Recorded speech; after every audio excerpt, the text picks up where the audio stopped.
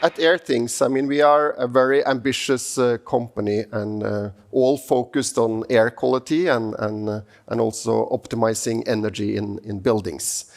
And this is because we really believe we have a tremendous opportunity and impact on both people and on the planet, really to empower the world to breathe better.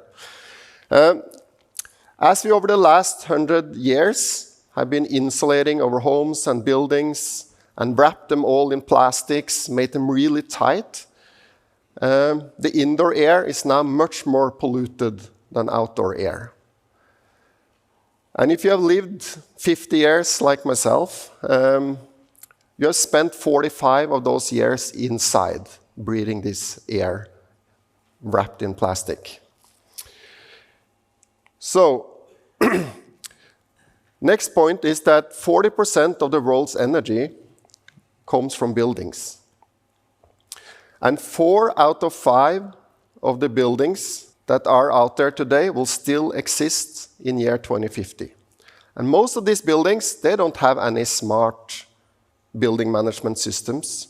Most of these buildings are run manually with timers and very old technology. We in this room, the partners, the companies in this room, have a tremendous opportunity to make this building smarter, better, and more sustainable. And we can all see that we're part of a mega trend. Let's just see what happened at the White House now a couple of weeks ago. So this is really driven by the pandemic, where they found that indoor air quality is the main cause of the transmission of COVID, the COVID infections. So here's a brief summary of this 4-hour summit just on indoor air quality at the White House on October 11th, I believe it is.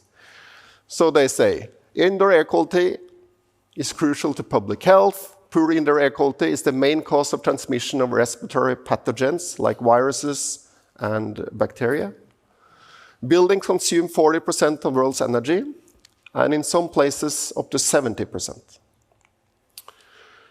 Indoor air quality technology can be used for demand-based heating, cooling, and ventilation, and it all starts with indoor air quality monitoring, both for schools and for buildings. And Joe Allen from Harvard University, he really wanted to be here today, but had something else he had to go to, actually. But hopefully, maybe we'll see him here next year. But he had a very good quote. He was one of the key speakers at the White House. And he says, the person who manages your building has a bigger impact on your health than your doctor. So this is starting to really trickle down, and people really start to understand how important it is. A little bit about Airthings. So we have been around for 15 years and really been focused on air quality since the beginning. We are now about 140 employees, and we did 34 million revenues last year, which was very much high up. We have been growing by about 60% every year until last year. And then we have 2 businesses at Airthings. We have what we call the consumer business, which is really for people's homes. And then we have Airthings for business that we built up over the last 3-4 years. We have our headquarters here in Oslo, where we do all R&D. We have all the software, hardware, firmware teams, and all the departments is placed here in Oslo. And we also have a headquarters in Fort Worth, Texas. And we have people spread around both in North America and Europe. About 70 to 75% of our business is currently in North America. You will find Airthings at key events around the world, and we are here for you, for the partners of Airthings, and we love to meet you guys around the world and also to work together at these events. And we just were awarded the Innovation Award. We are finalists at AHR Expo, which is the largest HVAC show in North America, happening now early February. So hope to see also many of you there. I'm sure many of you have our consumer devices to keep your family and loved one safe and healthy at our home. But today, focus is really about Airthings for business, about the business we have for commercial buildings and public buildings.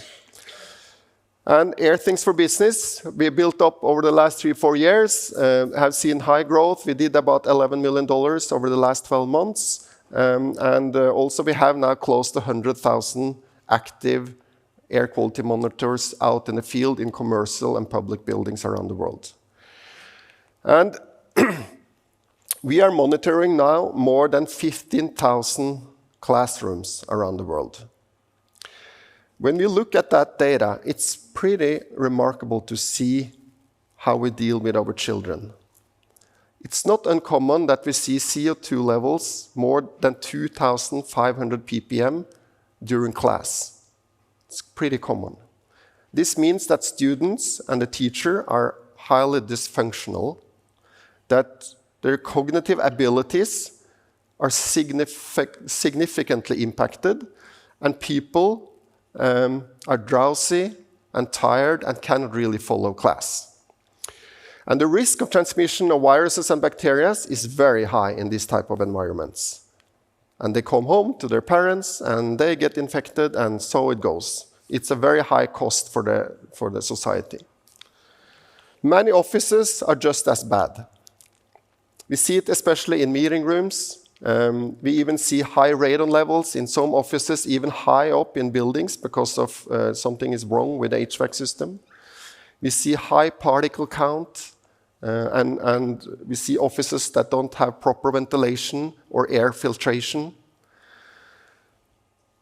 We just had an office building just outside Chicago with very high VOC levels. They saw each time the heater went on, the VOC level was very high.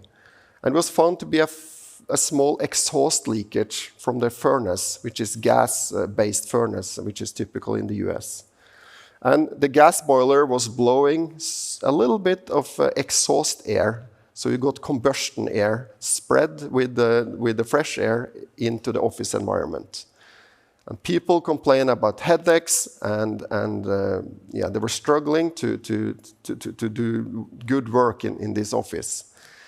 We saw it in our data. The VOC level spiked, and they really nailed down and were able to solve the problem. This could have been so much worse.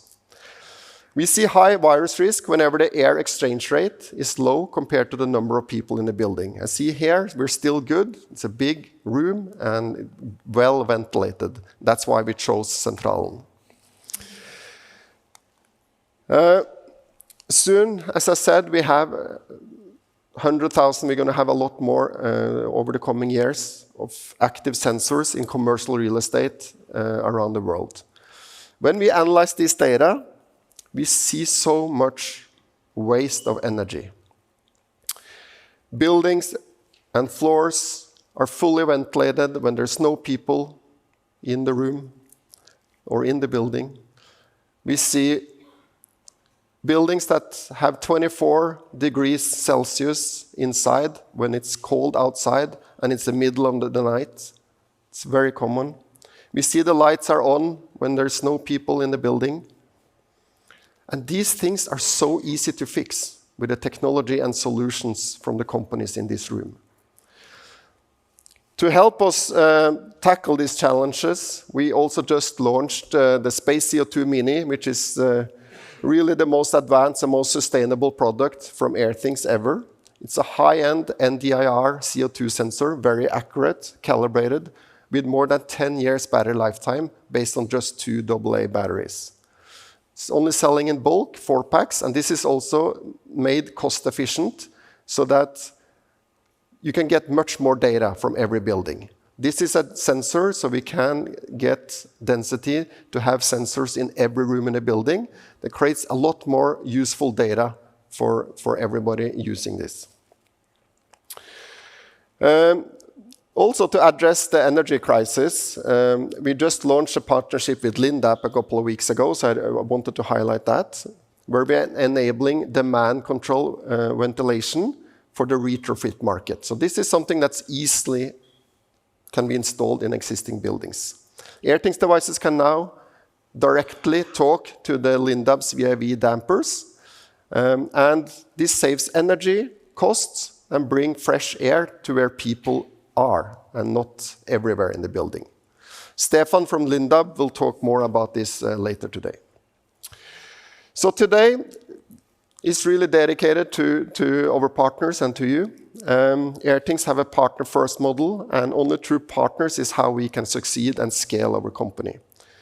We have a range of really interesting and good partner and customers around here today. We also know that tenants and employees are demanding more from their buildings. The WELL standard has had an impressive growth over the last year, and especially during the pandemic. It has lifted the benchmark for what a healthy building is, and we're really proud to work closely with WELL and work on many WELL projects around the world. So Lefteris from WELL will talk more about this now very soon. So with that, I want to say thank you from Team Airthings, and we'll see you more today. Thank you.